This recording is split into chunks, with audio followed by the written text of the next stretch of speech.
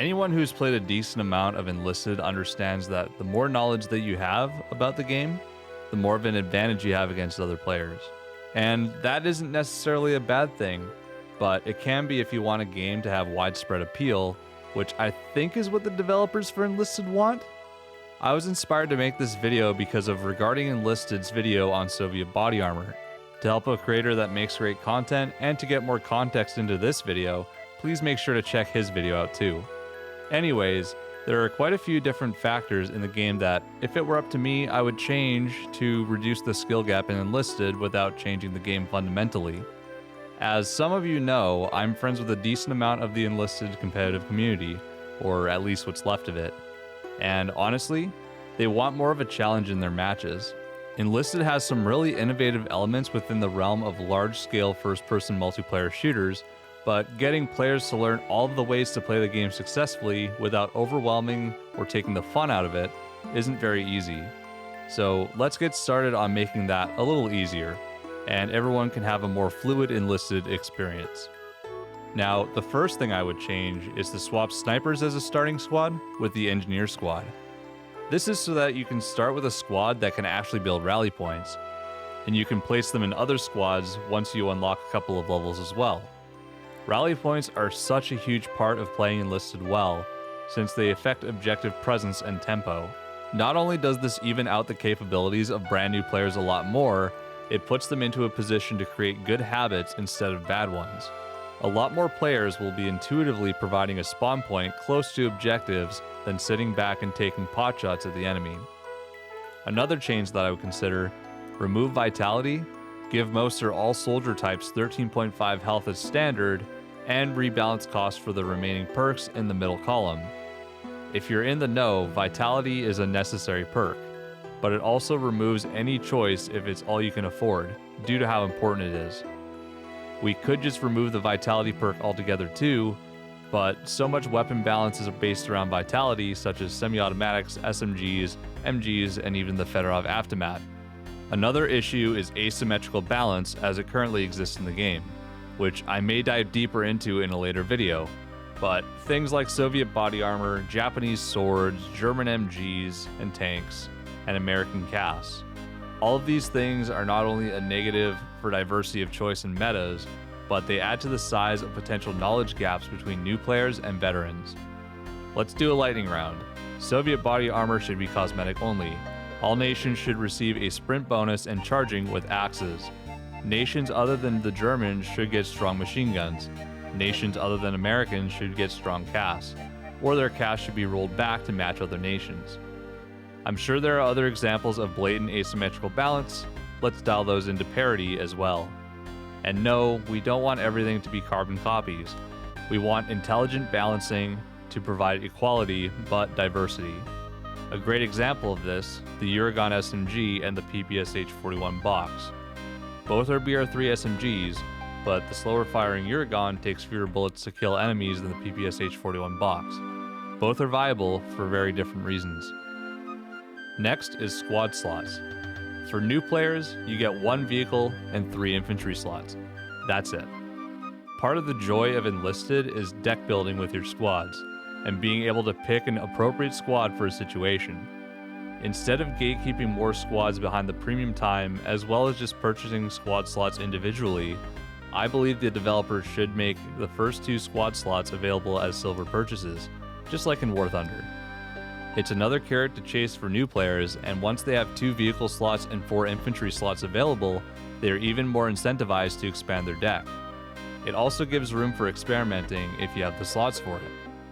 A potential safety net that can be added is a warning screen for if you try to queue with uneven equipment. If your loadout has a discrepancy of 2 or more battle ratings, text pops up informing you of this discrepancy and explains that you will matchmake against stronger opponents. You are also given the option to turn this off in the settings, but it ultimately prevents someone with a new weapon upgrade from accidentally up-tiering themselves into oblivion. Enlisted should also consider adjusting its reward systems depending on the developer's preferences for the players. If they want Enlisted to be a more casual gameplay experience, then the win bonus should be reduced from 50%, reducing the incentive to meta chase and focus more on fun. If the developers want players to learn how to play and be more effective over time, reduce the win bonus for winning and compensate with XP bonuses tied to individual play. If someone can get good progression in spite of a loss due to strong play in a losing situation, they will be incentivized to play well regardless of how the battle is going, and likely reduce desertions dramatically.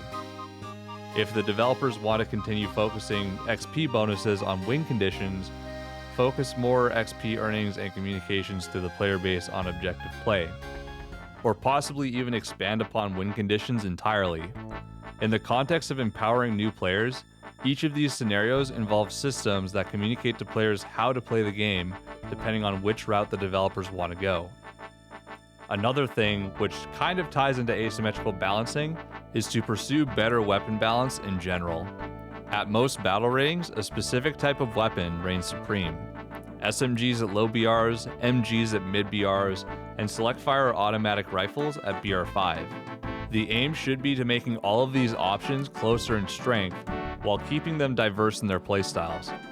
I've discussed how I would rebalance BR5 to bring everything up to the strength of select fires in a previous video, which I will put a link to on the screen now.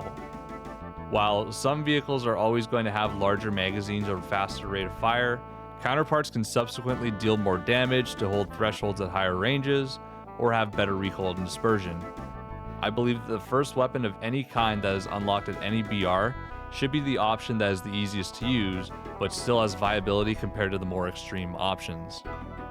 Finally, something I've already suggested before that is more of a player retention sort of suggestion, but it ties into fairness and skill gap too. Make a weekly rotating event similar to the even fight events of the past.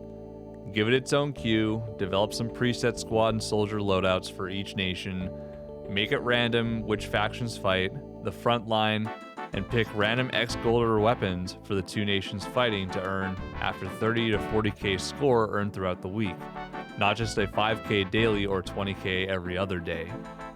The developers could even do something similar but with historically accurate loadouts reminiscent of the old campaign system. Either way, this mode would offer variety, the same loadouts for everyone, and allow new players to try out other weapons and vehicles before they unlock them in the squads mode. I discussed this idea in more detail in my Is Enlisted Cooked video. We've discussed a few ideas, but why is this so important in the first place? Because it improves the enlisted experience for everyone involved. New players experience more positive feedback from the game and their peers, and have a reduction of cheater paranoia. On the flip side, veterans get more of a challenge when playing in general, since niche information becomes more liberated and less numerous. There's still a skill gap, but it's closer to the gap within Call of Duty than it is to chess or Scrabble, and the learning curve is overall a lot easier to triumph over. So let's summarize. Swap snipers for engineers as a starter soldier class in squad. Integrate vitality as a default hit point amount rather than a perk. Fix asymmetrical balancing so that parity meets variety. Provide the first 2 squad slot upgrades for silver, giving new and free-to-play players more access to deck building and loadout variety. Provide safety nets to prevent new players from accidentally up-tiering. Update reward systems to inform players effectively. Balance all weapons so almost everything, aside from the obvious meme equipment, is viable. And finally, offer more game modes with set loadouts that maintain the player base, while also giving even loadouts to give new players agency. But what do you guys think? Did I get something wrong? Was there something important that I missed? Let me know in the comments below. If you want to see the skill gap in Enlisted reduced, please consider liking the video, subscribing to the channel, and hitting the bell so you don't miss future uploads. I also have a Discord for my community, link in the video description. I will see you all in the next video.